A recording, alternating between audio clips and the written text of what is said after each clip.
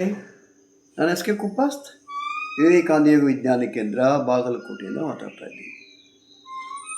Lao ತ್ಸೆ ಅನ್ನೋನು ಚೀನಾದಲ್ಲಿ ಒಬ್ಬ ತತ್ವಜ್ಞಾನಿ.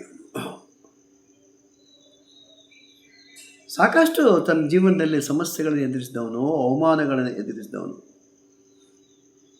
ಆದರೂ ಸಹಿತ ಅವನೊಬ್ಬ ಸಾಕಷ್ಟು ಬುದ್ಧಿವಂತ ವ್ಯಕ್ತಿ, ಪ್ರಸಿದ್ಧ ವ್ಯಕ್ತಿಯಾಗಿದ್ದ, ವಿಚಾರವಾದಿಯಾಗಿದ್ದ. ಅವನಿಗೊಂದು ಸಲ ಅಲ್ಲಿ ರಾಜ ಕರೀತಾನೆ, ನೀವು ಭಾಳ ಬುದ್ಧಿವಂತರಿದ್ದೀರಿ, ತಿಳುವಳಿಕೆ ಇದೆ, ಅದಕ್ಕೆ ನೀವು ನಮ್ಮ ದೇಶದಲ್ಲಿ, ರಾಜ್ಯದಲ್ಲಿ ನೀವು ನ್ಯಾಯಾಧೀಶರಾಗಬೇಕು, ಜಡ್ಜ್ ಆಗಿ ಕೆಲಸ ಮಾಡಬೇಕು. ಆಗ ಲಾವೋ ತ್ಸೆ ಹೇಳ್ತಾನೆ, ನನಗೇನಾದರೂ ಬೇಡ ರೀ, ನನ್ನ ವಿಚಾರಕ್ಕೂ ನಿಮ್ಮ ವಿಚಾರಕ್ಕೂ ಹೊಂದಾಣಿಕೆ ಆಗಲ್ಲ, ಬೇಡ ಬೇಡ, ನನಗದೆಲ್ಲ ಬೇಡ. ಆದರೂ ರಾಜ ಕೇಳಲ್ಲ. ಇಲ್ಲ, ನೀವು ಭಾಳ ತಿಳುವಳಿಕೆ ಇದ್ದವರಿದ್ದೀರಿ, ಸೊ ನಮ್ಮ ರಾಜ್ಯದಲ್ಲಿ ನೀವು ನ್ಯಾಯಾಧೀಶರ ಒಂದು ಜಾಗೆಯನ್ನು ವಹಿಸ್ಕೋಬೇಕು. ಆಯಿತು ಅಂಥೇಳಿ ಲಾವೋ ತ್ಸೆ ಒಪ್ಕೋತಾರೆ. ಬಂದ್ರಪ್ಪ, ನ್ಯಾಯಾಧೀಶರಾಗಿ ಬರ್ತಾರೆ. ಒಂದು ಸಲ ಅವ್ರ ಹತ್ರ ಒಂದು ಕೇಸ್ ಬರುತ್ತೆ.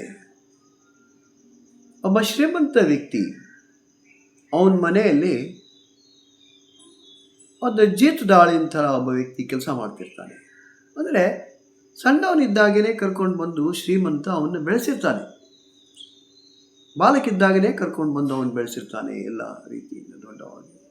ಆದರೆ ಒನ್ ಫೈನ್ ಮಾರ್ನಿಂಗ್ ಆ ವ್ಯಕ್ತಿ ಯಾರು ಅವ್ರ ಮನೆಯಲ್ಲಿ ಕೆಲಸ ಮಾಡ್ತಿದ್ನೋ ಆ ವ್ಯಕ್ತಿ ಮನೆಯಲ್ಲಿಯ ಎಲ್ಲ ಸಂಪತ್ತನ್ನು, ಆಭರಣಗಳನ್ನು ತಗೊಂಡು ಹೋಗ್ಬಿಡ್ತಾನೆ, ಪರಾರಿ ಆಗ್ಬಿಡ್ತಾನೆ. ಅದಕ್ಕೆ ಅವನು ನ್ಯಾಯಾಧೀಶರ ಹತ್ರ ಒಂದು ಕಂಪ್ಲೇಂಟ್ ಕೊಡ್ತಾನೆ. ಈ ಹುಡುಗನಿಗೆ ನಾನು ಸ್ವತಃ ಎಲ್ಲ ಬೆಳೆಸಿ ಮಾಡಿ ಆಹಾರ ಕೊಟ್ಟು ಆಯಿತು, ಎಲ್ಲ ಕೊಟ್ಟು ಸಹಿತ ಅವನಿಗೆ ದೊಡ್ಡವನಾಗಿ ಮಾಡಿದೆ. ಈಗ ಬಡ ಮನೆಯಲ್ಲಿ ಆಭರಣಗಳನ್ನು ತಗೊಂಡು ಅವನು ನಾಪತ್ತೆ ಆಗಿದ್ದಾನೆ, ಅವನಿಗೆ ಶಿಕ್ಷೆ ಕೊಡು, ಸೂಕ್ತವಾದ ಶಿಕ್ಷೆ ಕೊಡಬೇಕು ಅಂತ. ಲಾವೋ ತ್ಸೆ ಇದನ್ನೆಲ್ಲ ಕೇಳಿಬಿಟ್ಟು ಕಡೆ ತನ್ನ ನಿರ್ಣಯವನ್ನು ಕೊಡ್ತಾನೆ. ಏನದು ನಿರ್ಣಯ? ನಿರ್ಣಯ ಕೊಡ್ತಾನೆ. ಯಾರು ಹುಡುಗ ಅವನು ಕಳ್ಳತನ ಮಾಡ್ಕೊಂಡು ಹೋಗಿದ್ನೋ ಆಭರಣಗಳನ್ನು, ಅದರಲ್ಲಿ ಅರ್ಧ ಆಭರಣಗಳನ್ನು ಅವನಿಗೆ ಬಿಡಬೇಕು, ಯಾರು ತಗೊಂಡು ಹೋಗಿದ್ರು ಹುಡುಗ. ಇನ್ನು ಉಳಿದ ಅರ್ಧ ಆಭರಣಗಳನ್ನು ರಾಜ್ಯದ ಖಜಾನೆಗೆ ಅದನ್ನು ವರ್ಗಾವಣೆ ಮಾಡಬೇಕು. ಶ್ರೀಮಂತನಿಗೆ 10 ವರ್ಷ ಶಿಕ್ಷೆ ಆಗಬೇಕು. ಎಲ್ಲ ರಾಜನಿಗೆ ವಿಚಿತ್ರ ಅನಿಸುತ್ತೆ, ಎಲ್ಲರಿಗೂ ವಿಚಿತ್ರ ಅನಿಸುತ್ತೆ. ಎಂಥ ಇದು ನಿರ್ಣಯ ಇದು? ಲಾವೋ ತ್ಸೆ ಕೇಳ್ತಾರೆ, ಯಾಕೆ ನೀವು ಎಲ್ಲ ತಿಳುವಳಿಕೆ ಇದ್ದವರು ಅಂತ ಹೇಳಿದ್ವಿ, ಎಲ್ಲ ಆದ್ವಿ, ಯಾವ ವ್ಯಕ್ತಿ ಅಪರಾಧ ಮಾಡಿದ್ದಾನೆ ಅವನಿಗೆ ಶಿಕ್ಷೆ ಕೊಡೋದು ಬಿಟ್ಟು ಯಾವನು ಕಳ್ಕೊಂಡಿದ್ದಾನೆ ಅವನಿಗೆ ಶಿಕ್ಷೆ ಕೊಡ್ತೀರಲ್ಲ ಅಂತ. ಅವಾಗ ಲಾವೋ ತ್ಸೆ ಹೇಳ್ತಾನೆ, ಯಾವ ವ್ಯಕ್ತಿಯನ್ನು ಸಣ್ಣವನಿದ್ದಾಗ ಕರ್ಕೊಂಡು ಬಂದು ದೊಡ್ಡವನಾಗೋ ತನಕ ನೀನು ಬೆಳೆಸಿದೆಯೋ, ಎಲ್ಲ ಅನ್ನ, ಆಹಾರ, ವಸತಿ ಎಲ್ಲ ಕೊಟ್ಟಿರಿ, ಆದರೆ ಮನೆಯೊಳಗಿನ ಯಾವುದೇ ಸಾಮಾನುಗಳನ್ನು ಮುಟ್ಲಿಕ್ಕೆ ಅವನಿಗೆ ಅವಕಾಶ ಕೊಟ್ಟಿಲ್ಲ. ಇಷ್ಟು ದಿವಸದವರೆಗೆ ಅವನಲ್ಲಿ ಒಂದು ಇಚ್ಛೆ, ಆಂತರಿಕವಾಗಿ ಇಚ್ಛೆ ಇತ್ತು, ನಾನು ಅದನ್ನು ಹಿಡಿಬೇಕು, ಮಾಡಬೇಕು, ಅನುಭವಿಸಬೇಕು ಅಂತೇಳಿ.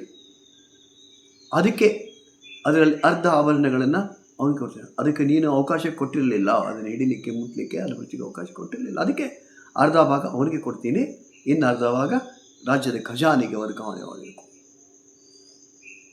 ಶ್ರೀಮಂತನಿಗೆ ಶಿಕ್ಷೆ ಆಗಬೇಕು. ಯಾತಕ್ಕಪ್ಪ ಅಂದರೆ ಅವನು ಅಷ್ಟಕ್ಕೆ ಮಾತ್ರ ಸೀಮಿತ ಇದ್ದ, ಅವನು ಬೆಳೆಸಲಿಕ್ಕೆ ಅಷ್ಟೇ ಸೀಮಿತ ಇದ್ದ. ಆದರೆ ಅವನಿಗೆ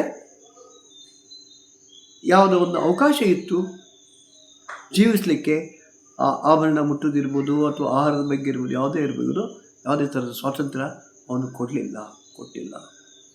ಅದಕ್ಕೆ ಅದು ಶ್ರೀಮಂತನ ತಪ್ಪು, ಅದಕ್ಕೆ ಅವನಿಗೆ ಶಿಕ್ಷೆ ಆಗಬೇಕು ಅಂತ ಹೇಳ್ತಾರೆ. ವಿವೇಕಾನಂದ ಯೋಗ ವಿಜ್ಞಾನ ಕೇಂದ್ರ ನಿರಂತರ ಯೋಗ ವರ್ಗಗಳು ನಡೆಸುತ್ತೆ.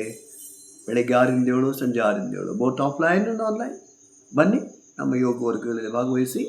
ನಮ್ಮದೇ ಯೂಟ್ಯೂಬ್ ಚಾನಲ್ ಇದೆ, ಅದನ್ನು ಶೇರ್ ಮಾಡಿರಿ, ಬೇರೆಯವರಿಗೆ ವರ್ಗಾವಣೆ ಮಾಡಿರಿ, ನೀವು ಸಹಿತ ಸದಸ್ಯರಾಗಿರಿ. ಧನ್ಯವಾದಗಳು.